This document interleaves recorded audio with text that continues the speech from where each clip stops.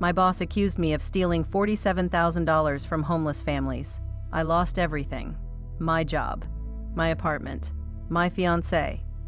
But here's what she didn't know. I had proof she did it, not me.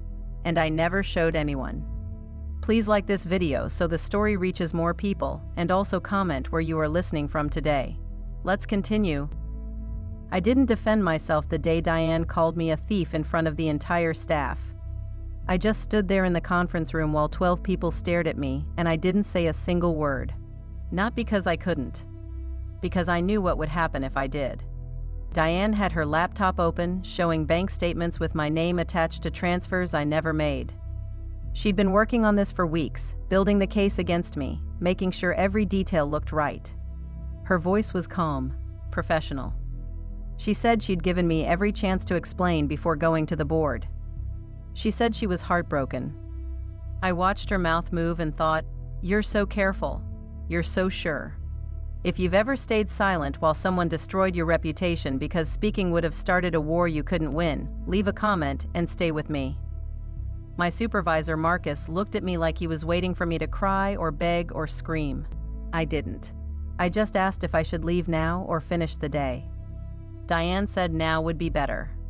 She handed me a box for my desk. She walked me out herself. The nonprofit was called Bridge House. We helped families transitioning out of homelessness find stable housing. I'd been there 3 years. Diane had been executive director for 5. She hired me. She mentored me. She told me once that I reminded her of herself at my age, and I actually believed she meant it. The money was real. $47,000 moved out of Bridge House accounts over 8 months, into an account with my name on it. Except I never opened that account. I never touched that money. I never even knew it existed until Diane showed me the statements. She told the board I must have been desperate. She said I'd mentioned my student loans. She said she should have noticed the signs. She gave them a timeline, a motive, a pattern. She gave them everything except the truth. I packed my desk in 11 minutes. Coffee mug, photos, a sweater I kept in my drawer for cold days. Marcus stood by the door the whole time, arms crossed, not saying anything. He'd worked with me longer than anyone. We used to get lunch every Thursday. He didn't ask if I did it. He just watched me leave. My fiancé, Adam, called me 6 times before I answered. I was sitting in my car in the Bridge House parking lot, holding the box, staring at the building. When I finally picked up, he said Diane had already called him. She told him she was worried about me. She said she hoped I'd get help. Adam asked me if it was true. I said I didn't steal anything. He said, "But did you move the money?" I said no. He said, "Then we'll prove it, we'll get a lawyer, we'll fight this." I said I just wanted to go home. He didn't understand why I wasn't angry. He kept saying we needed to act fast, document everything, contact people. He had a plan in 10 minutes. He always had plans.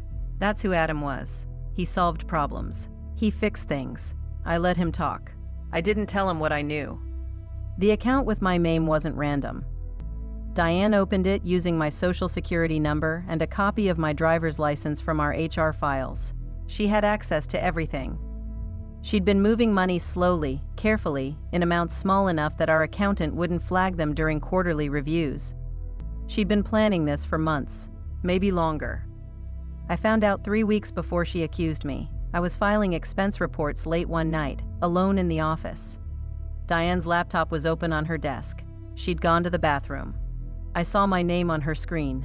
I saw the bank account. I saw the transfer history. I took photos with my phone. 4 photos, clear, dated, undeniable. Then I closed the laptop and went back to my desk. I didn't confront her. I didn't tell Marcus or Adam or the board. I just kept working. I kept showing up.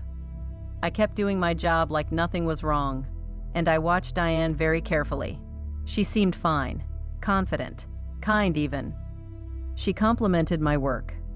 She asked about my weekend. She told me she was proud of how much I'd grown since I started. She had no idea I knew. I spent those 3 weeks thinking about what would happen if I came forward. I'd have the photos, yes. But Diane had 5 years of trust built with the board. She had donors who loved her. She had press coverage calling her a community hero. She'd won awards. I was 29, 6 years younger, less experienced, easier to doubt. If I accused her, she'd say I faked the photos. She'd say I was trying to deflect. She'd say I was always jealous of her position. She'd have 12 people who'd testify that I had access to the same accounts, the same files. She'd make it a credibility war, and I'd lose. So I stayed quiet. I saved the photos to 3 different places. I watched her set the trap. And when she finally called that meeting, when she finally put my name on the board and showed everyone the evidence, I let her. I didn't fight back because fighting would have destroyed us both, and I needed her to feel safe. The first person who stopped talking to me was my best friend, Jenna. She worked at Bridge House too. We'd known each other since college. She texted me 2 days after I was fired. "I can't believe you did this to families who needed us." I didn't respond. My landlord called me a week later. Someone had sent him an article from a local news blog about the Bridge House theft. My name wasn't in the article, but he'd heard things. He said he needed me out by the end of the month. I'd lived in that apartment 4 years. I'd never missed rent once. Adam lasted 3 weeks. He wanted me to fight. He wanted me to call lawyers, file reports, sue Diane, sue Bridge House, burn everything down. He couldn't understand why I wouldn't defend myself. He said it was like I'd already given up. He said it was like I didn't care. I told him I was tired. He said, "You're not tired, you're guilty." He moved out the next day. I didn't cry when he left. I didn't beg him to stay. I just helped him pack his boxes and said I understood. He looked at me like he didn't know who I was anymore. Maybe he didn't. Maybe I didn't either. I found a studio apartment in Southeast Portland, 40 minutes from Bridge House. Smaller, cheaper, quieter. I took a temp job doing data entry for a medical supply company. I didn't put Bridge House on my resume. I didn't list Diane as a reference. I just started over, alone, in a neighborhood where nobody knew my name. For 2 months, I lived very small. I worked. I came home. I avoided places where I might run into people from my old life. I deleted social media. I changed my number. I let them all think I'd vanished because I was guilty, ashamed, broken. And I kept the photos on my phone. I didn't look at them every day. I didn't obsess. I just knew they were there, waiting. Diane kept running Bridge House. I checked the website sometimes. She was fundraising for a new shelter expansion. She posted photos of herself at community events, smiling, shaking hands, accepting donations. The board gave her a raise. A local magazine ran a profile calling her Portland's most dedicated nonprofit leader. She had everything. She thought she was safe. The mistake she made, the one she didn't know she made, was trusting that silence meant defeat. I wasn't defeated. I was just waiting. Because here's what I understood that she didn't. If I'd accused her immediately, it would have been my word against hers. A mess. A scandal. Something the board could bury to protect the organization. They'd have quietly pushed us both out and moved on. But if I stayed silent, let her think she won, let her keep running Bridge House while the real evidence sat untouched, then eventually something else would happen. Someone else would notice something wrong. An audit, a donor question, a bank flag, something small. And when that happened, when someone started pulling the thread she thought was safely hidden, they wouldn't find my name first. They'd find hers. I didn't need to destroy Diane. I just needed to let her destroy herself. So I waited. And I worked my quiet data entry job. And I lived in my small apartment. And I let everyone believe I was the thief who got away with it. 2 months and 4 days after I was fired, I got a call from a number I didn't recognize. I almost didn't answer. But something told me to pick up. It was Marcus. His voice sounded different, smaller. He said, "Rachel, I need to ask you something, and I need you to tell me the truth." I didn't say anything. He said, "Did you really steal that money?" I said, "No." He said, "Then why didn't you fight?" I said, "Would it have mattered?" There was a long pause. Then he said, "The board's doing a full audit. Independent. They brought in an outside firm. Diane didn't want to, but one of our major donors insisted. They're looking at everything, 5 years back." My heart didn't race. It didn't pound. It just beat steady and calm, the way it had been beating for 2 months. I said, "Okay." Marcus said. "If there's something you know, if there's anything you didn't tell us." I should have said it then. I should have told him about the photos, about what I saw, about the account Diane opened in my name. I should have given him everything and let justice happen the right way. But I didn't. I just said, "I hope they find what they're looking for." And I hung up. The audit took 3 weeks. I didn't call Marcus back. I didn't reach out to anyone at Bridge House. I just went to work, came home, and waited for my phone to ring again. It didn't. But I started checking the Bridge House website every night. At first, nothing changed.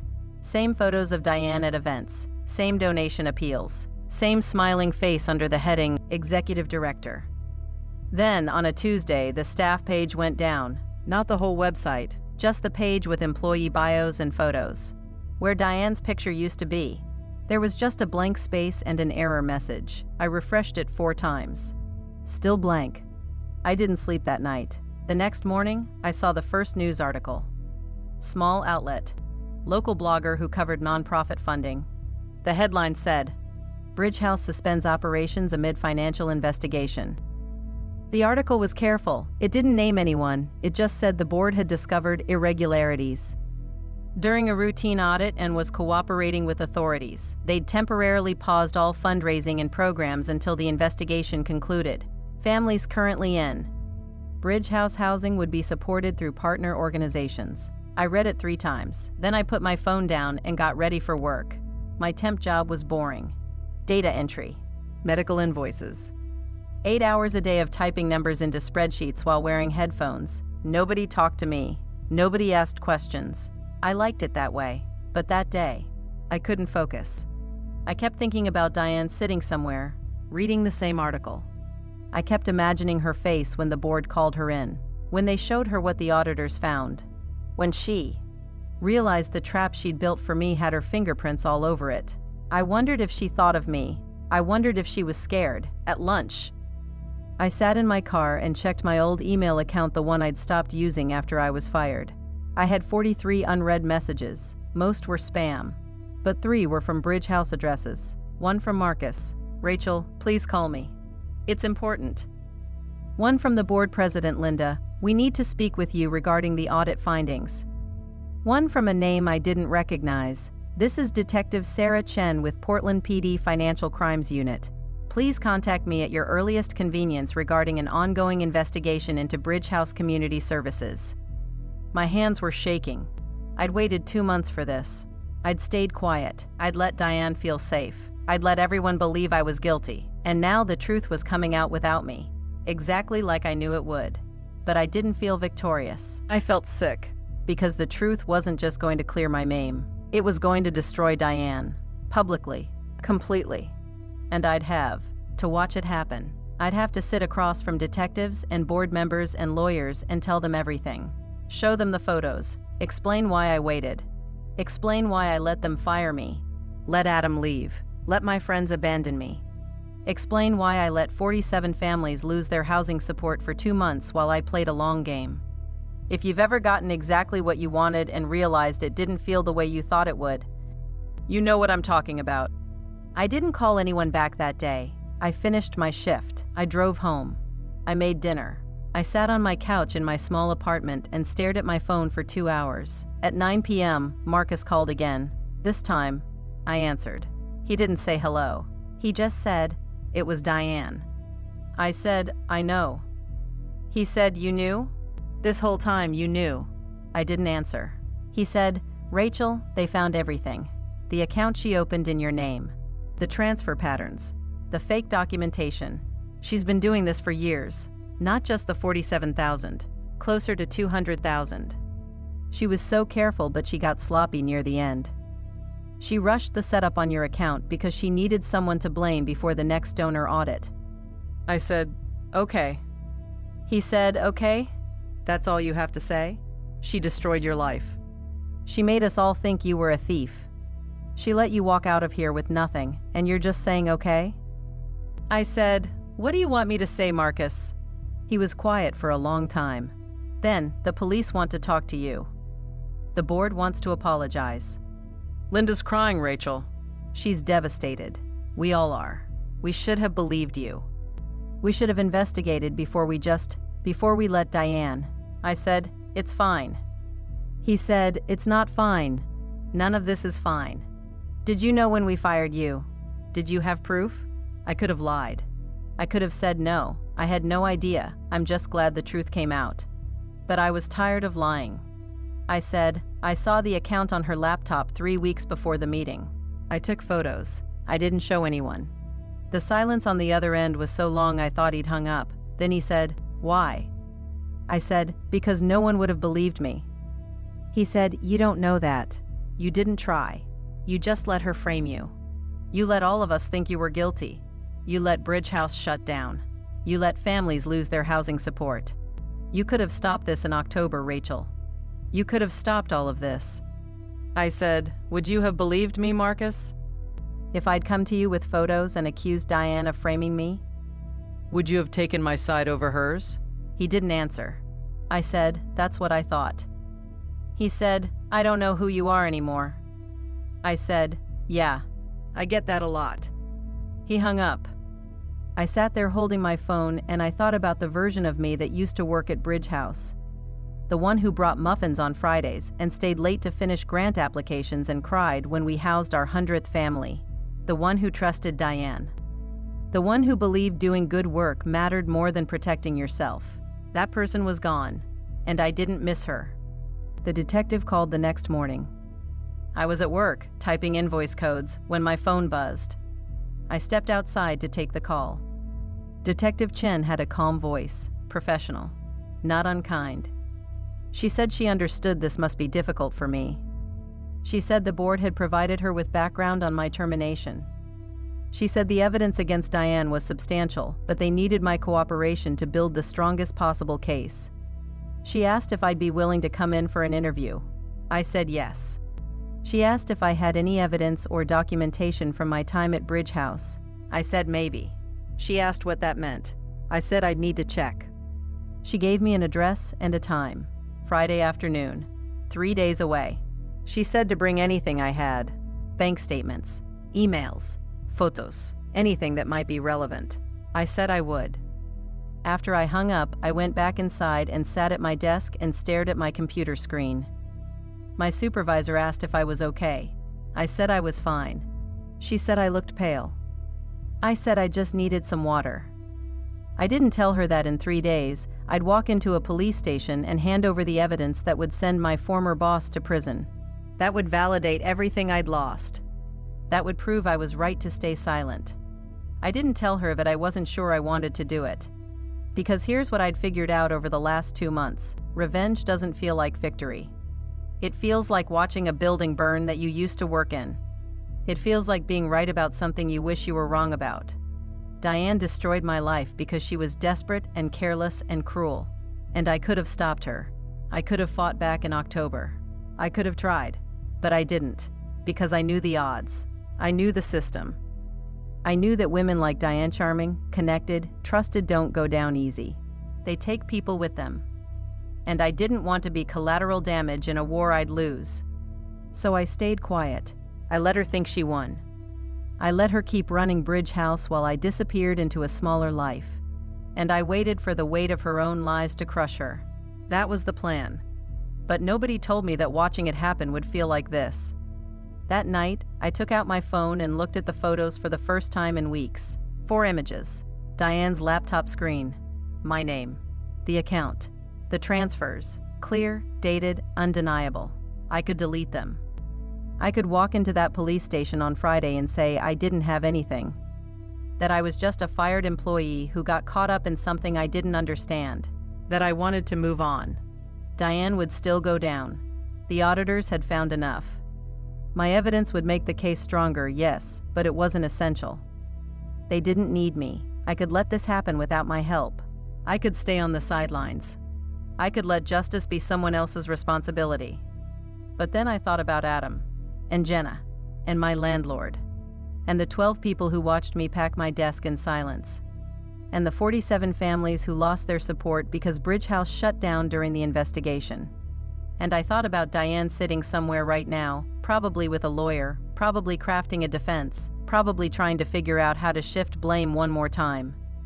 I thought about her seeing my name in the police report, reading that I'd provided evidence, realizing I'd known since October, realizing I'd let her think she was safe while I held a blade she never saw coming.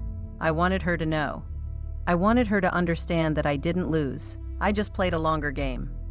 So on Friday afternoon, I put on a clean shirt and drove to the police station. I brought my phone. I brought the photos. I brought a printed timeline of everything I remembered from October. Detective Chen met me in a small interview room. She had kind eyes and a yellow notepad. She offered me coffee.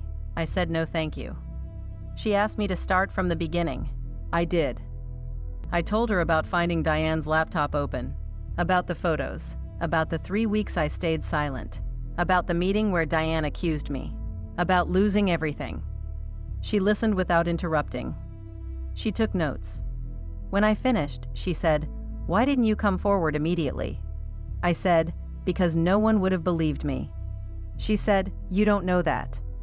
I said, "Yes, I do." She looked at me for a long time. Then she said, "Can I see the photos?" I unlocked my phone and handed it to her. She looked at each image carefully. She zoomed in. She checked the dates. She didn't say anything for almost 2 minutes. Then she looked up at me and said, "These are going to be very important, Rachel. This is evidence of premeditation. This shows Diane knew exactly what she was doing when she set up that account in your name. This changes everything." I said, "Good." She said, "You understand you could have prevented a lot of harm if you'd shared these sooner. Bridge House wouldn't have shut down. Those families wouldn't have been displaced. The board could have acted in October instead of January." I said, "I know." She said, "And you waited anyway." I said, "I waited anyway." She closed her notepad. She slid my phone back across the table. She said, "I'm not here to judge your choices, Rachel. I'm here to build a case against Diane Mercer, and you've given me what I need to do that. Thank you for coming in." I stood up to leave. She said, "One more thing." I turned back. She said, "Diane's attorney reached out this morning. She's trying to negotiate a plea. She knows we have enough to charge her. She's scared." I didn't say anything. Detective Chen said, "She asked if you'd be willing to meet with her, to talk. Her attorney thinks it might help with sentencing if she can show remorse. Make amends, apologize directly." I said, "She wants to apologize to me?" Detective Chen said, "That's what her attorney said." I thought about Diane sitting across from me, looking at my face, trying to find the person she used to mentor, trying to figure out when I'd stopped being someone she could control. I thought about her asking for forgiveness, for mercy, for the kindness she never showed me. And I realized I had one more choice to make. I said yes, not because I wanted to forgive Diane, not because I thought she deserved my time, but because I wanted to see her face when she realized I'd been waiting for this moment since October. Detective Chen said Diane's attorney would arrange it. Neutral location, no recording devices, just the two of us and our lawyers present. She said I didn't have to go. She said I'd already given them everything they needed for the case, but I'd come this far. I wasn't going to stop now. The meeting was set for Wednesday afternoon at a law office downtown. I'd never hired a lawyer before. I didn't know how. But Marcus called me the day after I met with the detective, his voice different this time, quieter, ashamed, and he said the Bridge House board wanted to help. They'd pay for legal representation. It was the least they could do. I said okay. My lawyer's name was Patricia. She was 50-something, sharp, wore a gray suit that probably cost more than my monthly rent. She met me in the lobby of the law firm and shook my hand and said, "You don't have to do this. Diane's attorney is hoping you'll give them something they can use to reduce her sentence. You don't owe her anything." I said, "I know." Patricia said, "Then why are you here?" I said, "I want to hear what she has to say." We walked into a conference room on the 3rd floor. Big windows, long table. Diane was already sitting there with her attorney, a man in his 60s with white hair and an expensive watch. Diane looked smaller than I remembered. She'd lost weight. Her hair was different, shorter, grayer. She wasn't wearing makeup. She had on a plain sweater and jeans. Not the polished executive director who'd called me a thief in front of 12 people. Just a tired woman who'd been caught. She looked up when I walked in. Our eyes met. She started crying immediately. Not loud, not dramatic. Just tears running down her face while she sat there with her hands folded on the table. Her attorney put his hand on her arm and said something I couldn't hear. Patricia and I sat down across from them. Diane's attorney spoke first. He said his name was Robert. He said he appreciated me coming. He said Diane had asked for this meeting because she wanted the opportunity to apologize directly, to take full responsibility for her actions, to begin making amends. He said Diane understood the harm she'd caused, the betrayal, the damage to my life and career. He said she was prepared to do whatever it took to help repair that damage. He said if I was willing to provide a statement to the court acknowledging Diane's remorse and cooperation, it could significantly impact her sentencing. Patricia said, "My client is not here to negotiate sentencing recommendations."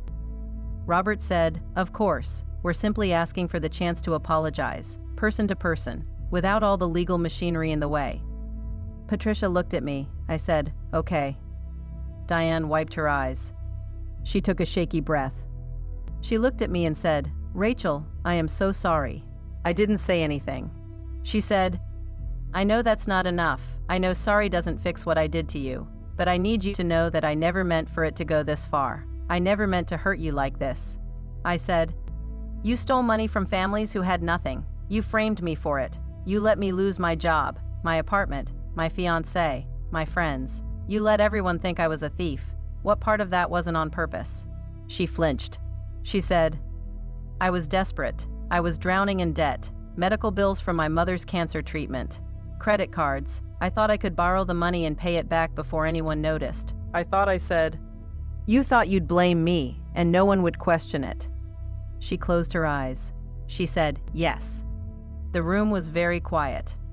Diane said, "I chose you because I knew you wouldn't fight back. You were kind, trusting. You believed in the work. You believed in me. I knew if I made it look right, you'd just accept it. You'd disappear."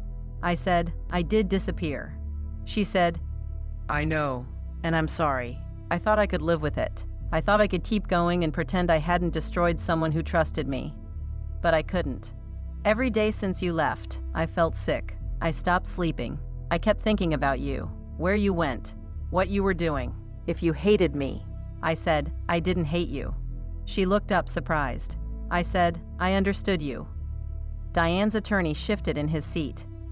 Patricia looked at me like she was trying to figure out where I was going. I said, "You were scared. You made a mistake. It got bigger than you could control. You needed someone to blame. You picked the easiest target. That makes sense. That's what people do when they're trapped." Diane said, "Rachel." I said, "But you want to know what I don't understand?" She didn't answer. I said, "Why you thought I'd stay quiet forever?" Something changed in her face. A flicker. Confusion. Then understanding. Then fear. I said, "I found the account on your laptop 3 weeks before you fired me." Her attorney leaned forward. Patricia touched my arm. Diane just stared at me. I said, "October 9th, late night. You left your laptop open when you went to the bathroom. I saw my name. I saw the transfers. I took photos. 4 of them. Clear, dated, undeniable. I saved them. Then I went back to my desk and kept working." Diane's face had gone white. I said, "I didn't tell anyone. Not Marcus. Not the board. Not even Adam. I just watched you. I watched you build the case against me. I watched you get ready for the meeting. I watched you practice looking heartbroken." Her attorney said, "Ms. Perry, I don't think," I said, "and when you called that meeting, when you showed everyone the evidence, when you handed me a box for my desk, I let you. I didn't defend myself. I didn't show anyone the photos. I just left. Because I knew if I fought you then, it would be my word against yours. And I'd lose." Diane was shaking. I said, "But if I stayed quiet, if I let you think you'd won, if I let you keep running Bridge House while the evidence sat on my phone, eventually something would happen. An audit, a donor question, a bank flag. And when they started looking, they wouldn't find my name first. They'd find yours." I leaned forward. I said, "I didn't need to destroy you, Diane. I just needed to let you destroy yourself." She made a sound, not quite a word, just a broken noise from somewhere deep in her throat. Her attorney said, "This meeting is over." Patricia said, "I think that's wise." But I wasn't done. I said, "You asked if I hated you. I don't. I just wanted you to know that I saw you. I saw what you were doing. And I chose to let it happen. Every day for 2 months, I chose silence. I chose patience. I chose to wait." Diane's hands were shaking so hard she had to hold them together. I said, "You didn't get caught, Diane. I let you get caught. There's a difference." I stood up. Patricia stood with me. We walked to the door. Behind me, I heard Diane say my name. Small, desperate. I didn't turn around. In the hallway, Patricia said, "That was either the bravest or the stupidest thing I've ever seen a client do." I said, "Which one?" She said, "I'm still deciding." We took the elevator down in silence. In the lobby, she said, "The prosecutor will call you about the trial. Diane's going to take the plea now. After what you just told her, she knows she can't risk a jury. But they'll still want you to provide a victim impact statement." I said, "Okay." She said, "Are you okay?" That was intense. I said, "I'm fine." She didn't look convinced. She said, "What you did waiting, gathering evidence, letting it play out, some people would call that smart. Strategic. Some people would call it cold." I said, "What would you call it?" She said, "Lonely." I didn't have an answer for that. I drove home to my small apartment in southeast Portland. I made dinner. I sat on my couch with the TV on but not really watching. I thought about Diane's face when she realized I'd been in control the whole time. When she understood that her life didn't fall apart randomly. It fell apart because I let it. That should have felt good. It didn't. Because Patricia was right. It was lonely. Staying silent for 3 weeks while Diane set the trap. Staying silent when she sprung it. Staying silent while Adam left. While Jenna stopped talking to me. While my landlord kicked me out. Staying silent through 2 months of living small and alone and waiting. That was the cost of revenge through patience. Not the money I lost or the job or the apartment. The silence itself. The weight of knowing something true and not saying it. The weight of watching people believe a lie and choosing not to correct them. The weight of being right but seeming wrong. I won. Diane was going to prison. The board apologized. My name would be cleared. I'd get job offers, references, maybe even my old life back in some form. But I'd never be the person I was before October. The one who trusted easily, who believed good work was enough, who thought honesty mattered more than strategy. That version of me died the night I saw Diane's laptop and decided not to tell anyone. And the person I became, the one who could sit across from someone who destroyed her life and calmly explain how she'd orchestrated their downfall. He wasn't sure I liked her very much. But she survived. She was here. She was breathing. She won a war everyone else thought she'd lost. And maybe that's enough. 3 days after the meeting, Marcus called again. He said the board wanted to offer me my job back. Executive director, Diane's position. More money, full benefits, a formal apology in writing. He said, "We'd understand if you don't want it, but we'd like the chance to make this right." I said, "I'll think about it." He said, "Rachel, I'm sorry for not believing you, for not asking more questions, for watching you leave and not fighting for you. I'm sorry." I said, "I know." He said, "Can I ask you something?" I said, "Sure." He said, "If you'd shown us the photos in October, would we have believed you?" I thought about that. Really thought about it. Then I said, "I don't know, Marcus. That's the thing. I'll never know. Maybe you would have. Maybe you would have investigated and found the truth and Diane would have been arrested before she could do more damage. Maybe those 47 families wouldn't have lost their support. Maybe Bridge House wouldn't have shut down." I paused. I said, "Or maybe you would have looked at a 29-year-old accusing a beloved executive director and decided I was lying. Decided I was desperate. Decided I faked the photos. Maybe Diane would have destroyed me anyway, but faster, more completely, with you all watching." He didn't say anything. I said, "I made a choice. It was the safest choice for me. It wasn't the most moral choice. It wasn't the most brave choice. But it was the one that gave me control. And I needed control more than I needed to be good." Marcus said, "I understand." I said, "Do you?" He said, "I'm trying to." I said, "That's all any of us can do." We hung up. I thought about the job offer. Executive director. Leading the organization that had destroyed me. Fixing the mess Diane left behind. Rebuilding trust with donors and families and staff. I could do it. I could walk back into Bridge House and show everyone that I'd won, that I'd survived, that I'd been right all along. But I'd have to do it alone, because Adam wasn't coming back. Jenna wasn't going to apologize. My old life wasn't waiting for me like I'd just pressed pause. 2 months had changed everything. 2 months of silence had made me a stranger to everyone who used to know me, including myself. So I didn't call Marcus back that week, or the next week, or the week after that. I just kept going to my temp job, typing numbers into spreadsheets, living small, living quiet. Diane took the plea deal. 5 years. Restitution.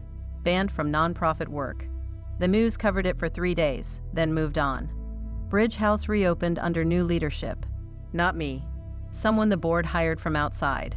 Someone with no connection to the scandal. I got a formal letter of apology from the board. I got a settlement check. Enough to cover what I'd lost and then some. I deposited it and didn't tell anyone. 6 months after I was fired, I moved again. Not far. Just a different neighborhood. A little bigger apartment. A little more light. I got a new job. Not nonprofit work. Something steadier. Less noble. More boring. I stopped checking Bridge House's website. I stopped thinking about Diane every day. I stopped carrying my phone like it was evidence in a trial. I just lived. And slowly, very slowly, the weight lifted. Not completely. I don't think it ever will completely. When you choose silence as a weapon, it changes something in you that doesn't just snap back. You learn that trust is a luxury. That honesty is a risk. That sometimes surviving means letting people believe the worst about you. Those lessons don't go away just because you win. But I did win. And if you've ever wondered whether staying quiet, letting them think they broke you, waiting for the truth to catch up without your help, if you've ever wondered whether that kind of patience is worth it, I can tell you this. It works. It's cold. It's lonely. It's not the story people want to hear about justice and courage and fighting back. But it works.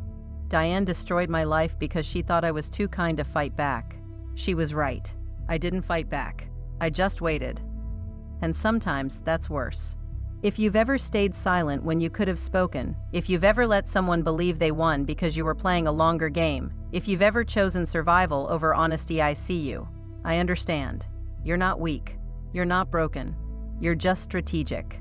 And that's okay. Leave a comment if this story touched something in you. Tell me what you would have done. Tell me if I was right or if I should have fought her from the start. Because even now, even after everything, I still don't know if I made the right choice. I just know I made the choice I could live with, and I'm still here. That has to count for something.